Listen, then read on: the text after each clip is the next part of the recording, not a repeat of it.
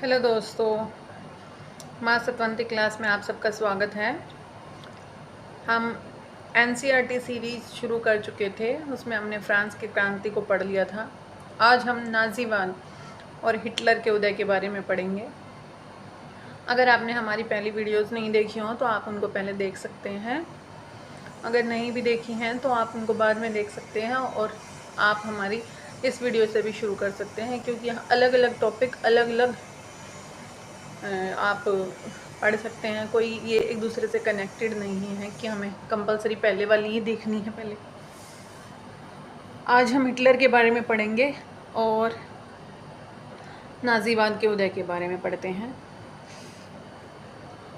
चलिए हम शुरू करते हैं। आओ एनसीईआरटी पढ़े सीरीज़।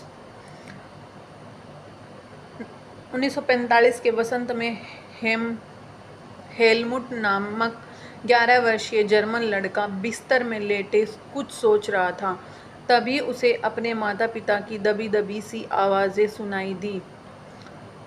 हेलमुट कान लगाकर उनकी बातचीत सुनने की कोशिश करने लगा। वे गंभीर स्वर में किसी मुद्दे पर बहस कर रहे थे। हेलमुट के पिता एक जाने माने चिकित्सक थे। उस वक्त वे अपनी पत्नी से इस बारे में बात कर रहे थे कि क्या उन्हें पूरे परिवार को ख़त्म कर देना चाहिए या अकेले आत्महत्या कर लेनी चाहिए।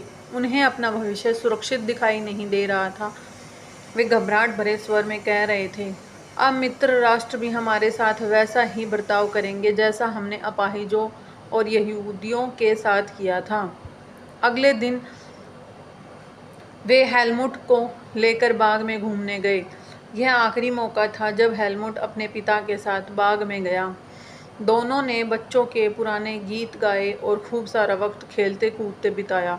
कुछ समय बाद हेलमुट के पिता ने अपने दफ्तर में खुद को गोली मार ली। हेलमुट की यादों में वह क्षण अभी भी जिंदा है जब उसके पिता की खून में सनी वर्दी को घर के अलाव में ही जला दिया गया था। बच्चों, आपको बता दें कि हेलमुट ये हिटलर ही है जिसको बचपन में हेलमुट कहते थे। हिटलर का नाम बचपन में हेलमुट था। और जो ये बताया जा रहा है, हेलमुट के पिता के खून में सनी वर्दी को घर के अलाव में जला दिया गया था। जैसे कोई घर में अंगीठी वगैरह होती है तो उसमें जला दिया गया था, वैसे अलाव को, मतलब जो घर में जलाने का एक वो होता है, स्पेस होता है। आपने कई बार फिल्मों में भी देखा होगा कि एक साइड आग जलती रहती है लगातार कहीं भी घर के उस कोने में, तो उसको अलाव मतलब जलावा जो होता है उसको अंगीठी वगैरह होती या फिर किसी में उसमें जला दिया था। हेलमुट ने जो कुछ सुना था और जो कुछ हुआ उससे उसके दिलो दिमाग पर इतना गहरा सदमा पहुंचा कि अगले 9 साल तक वह घर में एक कोर भी नहीं खा सका। कोर मतलब एक बाइट तक भी नहीं खा सका। हेलमुट ने 9 साल तक अपने घर में खाना नहीं खाया और वो डरते डरते बाहर ही खाना खाता था। उसे ये डर सताता रहता था कि उसकी माँ उसे भी जहर दे देगी। हेलमुट को शायद समझ में न आया हो, लेकिन हकीकत यह है कि उसके पिता नाजी थे और वे अडोल्फ हिटलर के कट्टर समर्थक थे। आप में से कई बच्चे नाजियों और उनके नेता हिटलर के बारे में जानते होंगे। आपको शायद पता होगा कि हिटलर जर्मनी को दुनिया का सबसे ताकतवर देश बनाने को कटिबद्ध था। वह पूरे यूरोप को जीत लेना चाहता था। आपने यह भी सुना होगा कि उसने यहूदियों को मरवाया था, लेकिन नाज़ीवाद सिर्फ इन इक्का दुक्का घटनाओं का नाम नहीं है। यह दुनिया और राजनीति के बारे में एक संपूर्ण व्यवस्था, विचारों की एक पूरी संरचना का नाम है। आइए समझने की कोशिश करें कि नाज़ीवाद का मतलब क्या था। इस सिलसिले में सबसे पहले हम यह देखेंगे कि हेलमुट के पिता ने आत्महत्या क्यों की थी। वे किस चीज़ से डरे हुए थे। मई 1945 में जर्मनी ने मित्र राष्ट्रों के सामने समर्पण कर दिया। हिटलर को अंदाज़ा हो चुका था कि अब उसकी लड़ाई का क्या हश्र होने वाला है।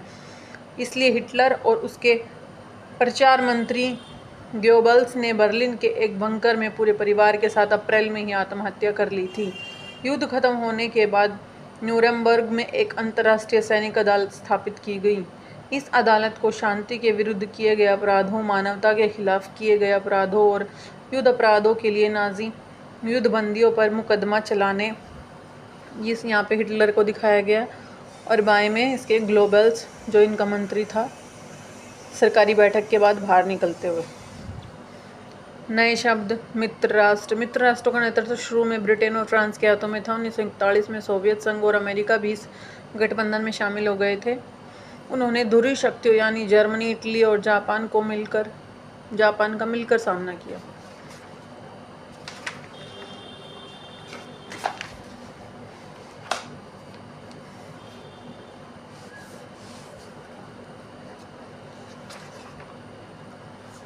युद्ध बंदियों पर मुकदमा चलाने का जिम्मा सौंपा गया था। युद्ध के दौरान जर्मनी के व्यवहार, खास तौर से इंसानियत के खिलाफ किए गए उसके अपराधों की वजह से कई गंभीर नैतिक सवाल खड़े हुए और उसके कृत्यों की दुनिया भर में निंदा की गई। ये कृत्य क्या थे? दूसरे विश्व युद्ध के साए में जर्मनी ने जनसंहार शुरू कर दिया, जिसके तहत यूरोप में रहने वाले कुछ खास नस्ल के लोगों को सामूहिक रूप से मारा जाने लगा।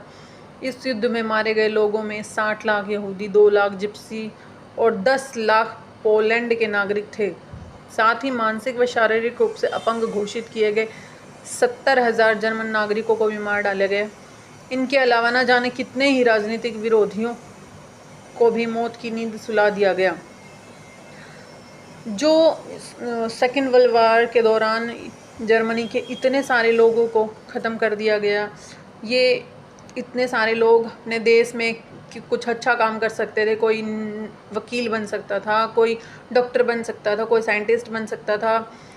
ये सब लोग, इतने सारे लोगों को मार दिया गया। ये अपने अपने घर का जिम्मेदारियां भी उठा रहे थे, लेकिन इनको बिना किसी कसूर के मार दिया गया। ये जर्मनी को बहुत बड़ा एक धक्का लगा उस चीज़ का कि उनकी इकोनॉमी में, उनकी सोसाइटी को इतना बड़ा नुकसान कर दिया। इन बेचारों की कोई गलती नहीं थी, फिर भी वो एक ख़ास नस्ल से, ख़ास जाति से बिलोंग करते थे, इसलिए उनको मार दिया गया। कुछ लोग बेचारे अपंग थे मानसिक और शारीरिक रूप से, इसलिए भी उनको मार दिया गया। अब भगवान ने जिसको जैसा बनाया उसमें उसकी गलती तो नहीं है, लेकिन हिटलर की चालबाजियों ने, हिटलर की राजनीति ने उन सबको जान से हाथ धोना पड़ा हिटलर की वजह से। इसके अलावा न जाने कितने ही राजनीतिक विरोधियों को भी मौत की नींद सुला दिया गया। इतनी बड़ी तादाद में लोगों को मारने के लिए ऑशविट्ज़ जैसे कत्ल खाने बनाए गए, जहां जहरीली गैस से हज़ारों लोगों को एक साथ मौत के घाट उतार दिया जाता था। न्यूरेमबर्ग अदालत ने केवल 11 मुख्य नाजियों को ही मौत की सज़ा दी। बाकी आरोपियों में से बहुतों को उम्र कैद की सज़ा सुनाई गई। सज़ा तो मिली, लेकिन नाजियों को जो सज़ा दी गई वह उनकी बर्बरता और उनके जुल्मों के मुकाबले बहुत छोटी थी। असल में मित्र राष्ट्र पराजित जर्मनी पर इस बार वैसा कठोर दंड नहीं थोपना चाहते थे जिस तरह का दंड पहले विश्व युद्ध के बाद जर्मनी पर थोपा गया था। बहुत सारे लोगों का मानना था कि पहले विश्व युद्ध के आखिर में जर्मनी के लोग जिस तरह के अनुभव में गुजरे, उसने भी नाजी जर्मनी के उदय में योगदान दिया था। यह अनुभव क्या था? यह अनुभव वही था कि उनके साथ इतनी नाइंसाफ़ी हो रही थी और वो इतने परेशान, हिटलर ने उनको इतना परेशान कर दिया था।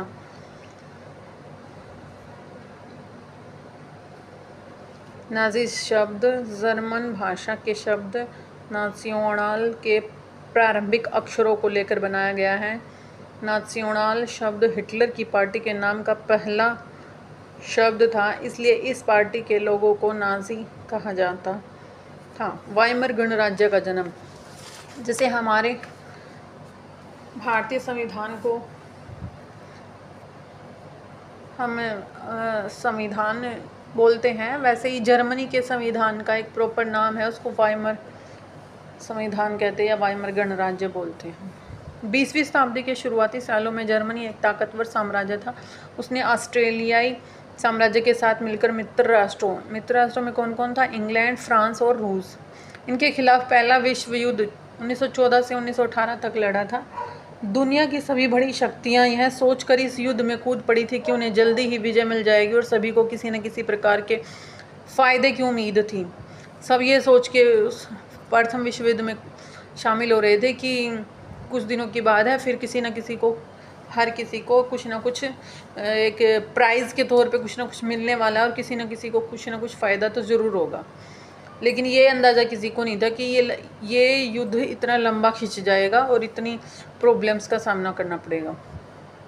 फ़ायदे की उम्मीद थी, उन्हें अंदाज़ा नहीं था कि यह युद्ध इतना लंबा खिंच जाएगा और पूरे यूरोप को आर्थिक दृष्टि से निचोड़ कर रख देगा।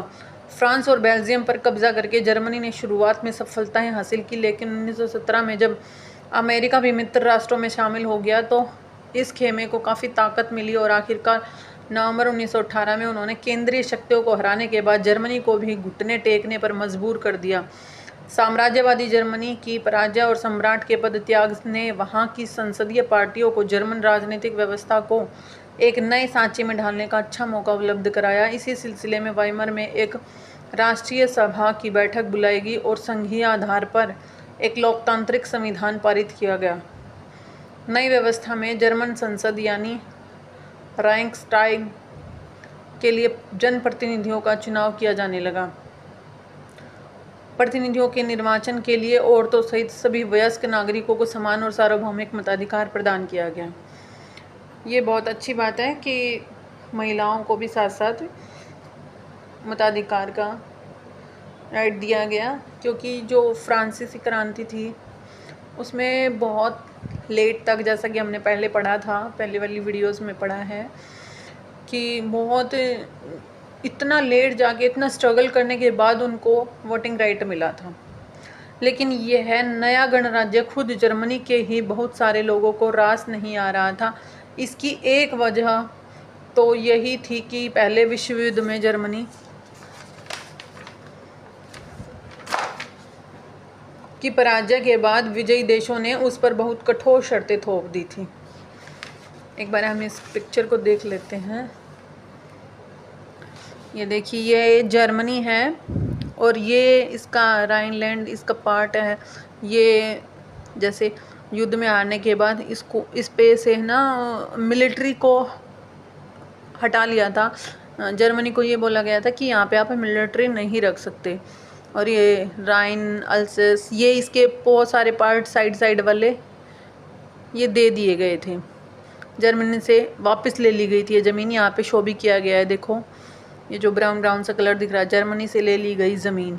ये लिथुआनिया दे दिया था, पोसेन दे दिया था, ये उत्तरी श्लेस्विंग दे दिया था, ये लॉरेन, अल्सेस दे दिए थे।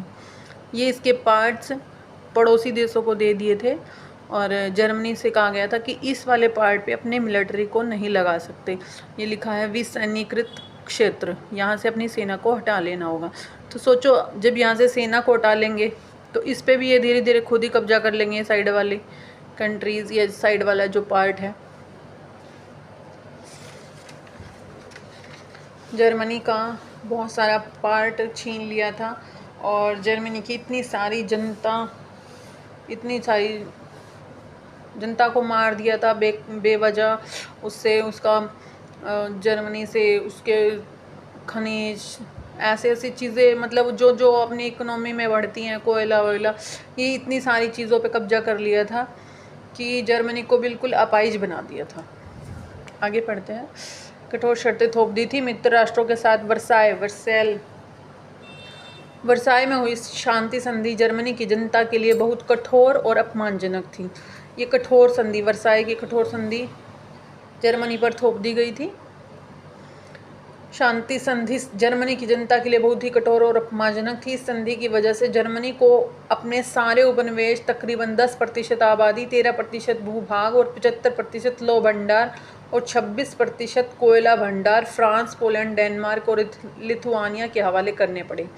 जैसे कि अभी मैंने बताया था, ये प्रॉपर डाटा है NCERT का कि 10% आबादी उससे छीन ली गई थी, 13% उसका भूभाग छीन लिया था, 75% लौह भंडार, जिससे देश की पूरे कंट्री की पूरी इकोनॉमी डिपेंड करती है जिस चीज़ पे, 75% वो लौह भंडार उससे छीन लिया था।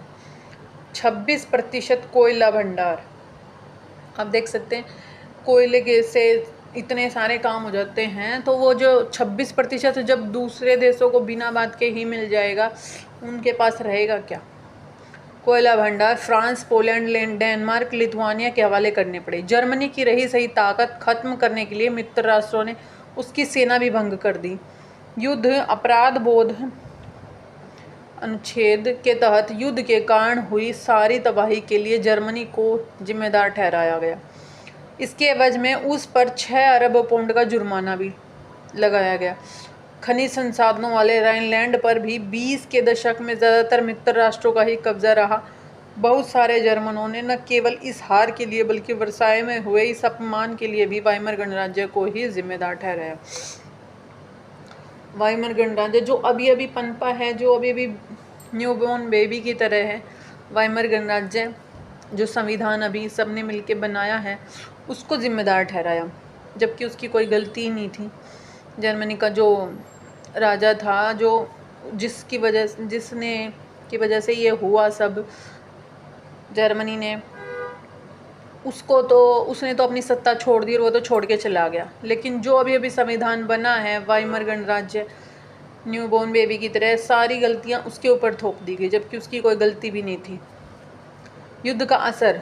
इस युद्ध ने पूरे महाद्वीप को मनोवैज्ञानिक और आर्थिक दोनों ही स्तरों पर तोड़ कर रख दिया। यूरोप कल तक कर्ज देने वालों का महाद्वीप कहलाता था, जो युद्ध खत्म होते होते कर्जदारों का महाद्वीप न बन गया। विडंबना यह थी कि पुराने साम्राज्य द्वारा किए गए अपराधों को हर्जाना नवजात वाइमर गणराज्य से वसूल किया जा रहा था। जैसा कि अभी मैंने बताया कि जिसकी कोई गलती नहीं थी उससे हर्जाना वसूल किया जा रहा था। इस गणराज्य को युद्ध में पराजय के अपराध बोध और राष्ट्रीय अपमान का बोझ तो ढोना ही पड़ा। हर्जाना चुकाने की वजह से आर्थिक स्तर पर भी वह अपंग हो चुका था। वाइमर गणराज्य की हिमायतियों में मुख्य रूप से समाजवादी, कैथोलिक और डेमोक्रेट खेमे के लोग थे। रूढ़िवादी पुरातनपंथी राष्ट्रवादी मिथकों की आड़ में उन्हें तरह तरह के हमलों का निशाना बनाया जाने लगा।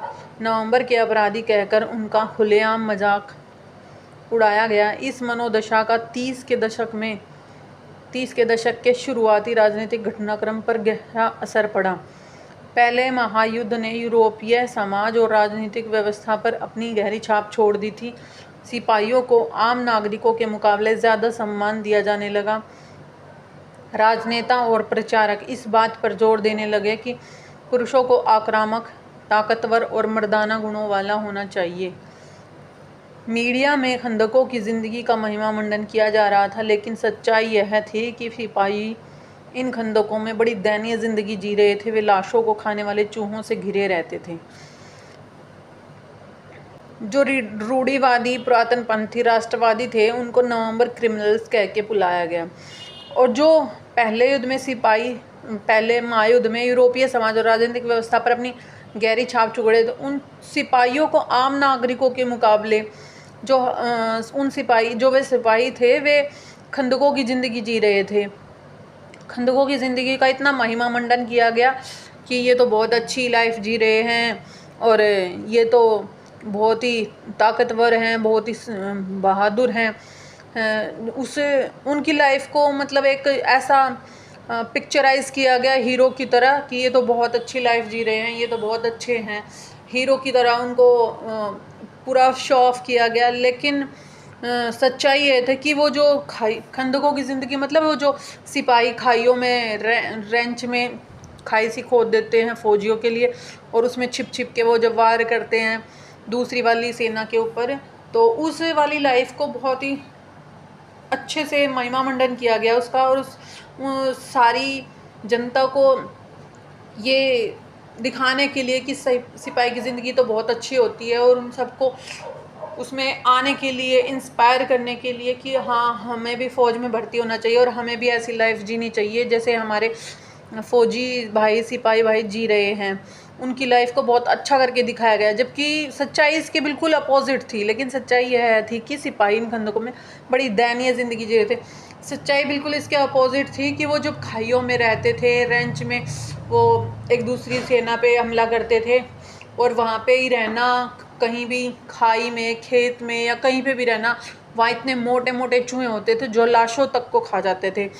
तो उनकी लाइफ थी तो बहुत ही बुरी, बहुत ही दयनीय, लेकिन उसको बहुत अच्छा करके दिखाया गया था कि वो सब लोग उनसे इंस्पायर हो सके।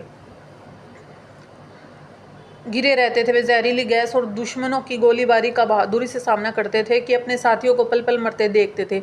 और जो सिपाही थे उनके साथी कभी कोई शहीद हो रहा है, कभी कभी कोई शहीद हो रहा है, तो उनको पल पल मरते हुए देखते रहते थे और सार्वजनिक जीवन में आक्रामक फौजी प्रचार और राष्ट्रीय सम्मान व प्रतिष्ठा की चाह के सामने बाकी सारी चीज़ें गौण हो गई। जबकि हाल ही में सत्ता में आए रूढ़िवादी तानाशाहों को व्यापक जन समर्थन मिलने लगा। उस वक्त लोकतंत्र एक नया और बहुत नाजुक विचार था जो दोनों महायुद्धों के बीच पूरे यूरोप में फैली अस्थिरता का सामना नहीं कर सकता था। बहुत ही तानाशाहों की वजह से रूढ़िवादी तानाशाहों को बहुत ही ज़्यादा समर्थन मिलने लग गया था और लोकतंत्र एक नया और बहुत ही नाजुक विचार था। लोकतंत्र के बारे में इतना ध्यान नहीं देते थे उस वक्त। दोनों महायुद्धों के बीच पूरे यूरोप में अस्थिरता फैल गई थी, अस्थिरता का सामना नहीं कर सकता था। राजनीतिक रेडिकलवाद, आमूल परिवर्तनवाद और आर्थिक संकट। जिस समय वाइमर गणराज्य की स्थापना हुई उसी समय रूस में हुई बोल्शेविक क्रांति की तर्ज पर जर्मनी में भी स्पार्टकिस्ट लीग अपने क्रांतिकारी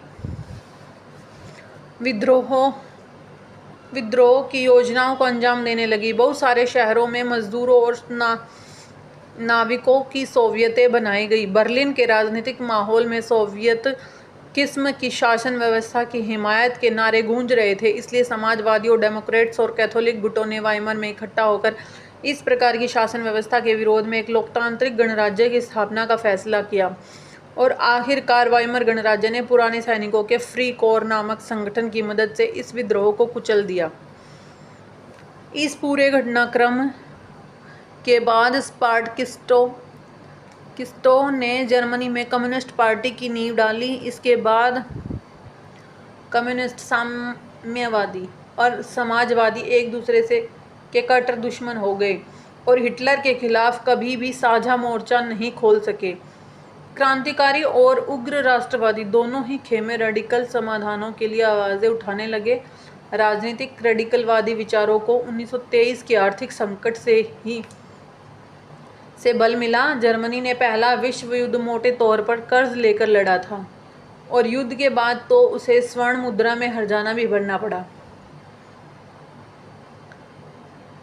इस दोहरे बोझ से जर्मनी के स्वर्ण भंडार लगभग समाप्त होने की स्थिति में पहुंच गए थे। आखिरकार 1923 में जर्मनी ने कर्ज और हर्जाना चुकाने से इनकार कर दिया। इसके जवाब में फ्रांसीसियों ने जर्मनी के मुख्य औद्योगिक इलाके रूर पर कब्जा कर लिया। यह जर्मनी के विशाल कोयला भंडारों वाला इलाका था। जर्मनी ने फ्रांस के विरुद्ध निष्क्रिय प्रतिरोध के रूप में बड़े पैमाने पर कागजी मुद्रा छापना शुरू कर दिया। जर्मन सरकार ने इतने बड़े पैमाने पर मुद्रा छाप दी कि उसकी मुद्रा मार्क का मूल्य तेजी से गिरने लगा। जर्मनी की मुद्रा का मार्क नाम है, जैसे हमारे यहाँ पे रुपी है। मार्क का मूल्य तेजी से गिरने लगा। अप्रैल में यह अमेरिकी डॉलर की कीमत 24,000 मार्क के बराबर थी, जो जुलाई में 3,53,000 मार्क, अगस्त में 46,21,000 मार्क तथा दिसंबर में 9,88,60,000 मार्क हो गई। इस तरह $1 में खरबों मार्क मिलने लगे। जैसे जैसे मार्क की कीमत गिरती गई, जरूरी चीज़ों की कीमतें आसमान छूने लगी। रेखा चित्र में जर्मन नागरिकों को पाव रोटी खरीदने के लिए बैलगाड़ी में नोट भरकर ले जाते हुए दिखाया जाने लगा। जर्मन समाज दुनिया भर में हमदर्दी का पात्र बनकर रह गया। इस संकट के बाद में अति मुद्रास्फीति का नाम दिया गया। जब कीमतें बेहिसाब बढ़ जाती हैं तो उस स्थिति को अति मुद्रास्फीति का नाम दिया जाता है। जर्मनी को इस संकट से निकालने के लिए अमेरिकी सरकार ने हस्तक्षेप किया। इसके लिए अमेरिका ने डाव्स योजना बनाई। इस योजना में जर्मनी के आर्थिक संकट को दूर करने के लिए हर्जाने की शर्तों को दोबारा तय किया गया। रात को सोने के लिए कतार में खड़े बेघर लोग, 1923।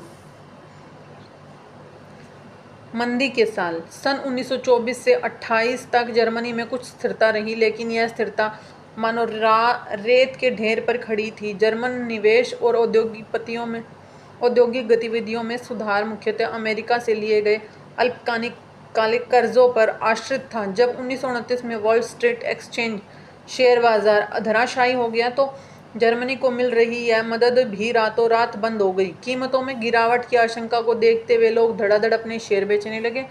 24 अक्टूबर को केवल एक दिन में 1.3 करोड़ शेयर बेच दिए गए। यह आर्थिक महामंदी की शुरुआत थी। 1929 से 1932 तक के अगले 3 सालों में अमेरिका की राष्ट्रीय आय केवल आधी रह गई। फैक्ट्रियां बंद हो गई थी, निर्यात गिरता जा रहा था, किसानों की हालत खराब थी और सट्टेबाज बाजार से पैसा खींचते जा रहे थे। अमेरिकी अर्थव्यवस्था में आई इस मंदी का असर दुनिया भर में महसूस किया गया। इस मंदी का सबसे बुरा प्रभाव जर्मन अर्थव्यवस्था पर पड़ा। 1932 में जर्मनी का औद्योगिक उत्पादन 1929 के मुकाबले केवल 40% रह गया था। मजदूर या तो बेरोजगार होते जा रहे थे या उनके वेतन काफ़ी गिर चुके थे। बेरोजगारों की संख्या 60 लाख तक पहुंची।